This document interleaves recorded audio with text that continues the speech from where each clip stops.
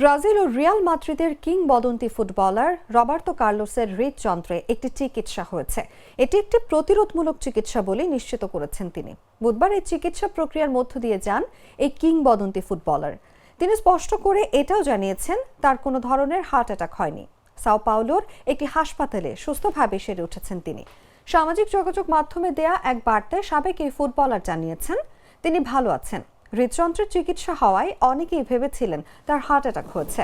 পরে অবশ্য সবার ভুল ধারণা ভাঙতে তিনি নিশ্চিত করেন যে কোনো হার্ট অ্যাটাক হয়নি তার। 52 বছর বয়সী রবার্তো কার্লোসকে সর্বকালের সেরা ফুল ব্যাকদের একজন হিসেবে বিবেচিত করা হয়। তার বর্ণাঢ্য ক্যারিয়ারে রয়েছে 2002 সালে ব্রাজিলের হয়ে বিশ্বকাপ জয়, পাশাপাশি 1996 থেকে 2007 সালের মধ্যে রিয়াল মাদ্রিদের হয়ে তিনি জিতেছেন 4টি লা লিগা শিরোপা ও 3টি উয়েফা চ্যাম্পিয়ন্স লিগ। এছাড়া 1997 সালে ফিফা বর্ষসেরা খেলোয়াড় পুরস্কারে তিনি রানার আপ হন এবং 2002 সালে ব্যালন ডিওর পুরস্কারেও দ্বিতীয় স্থান অর্জন করেন।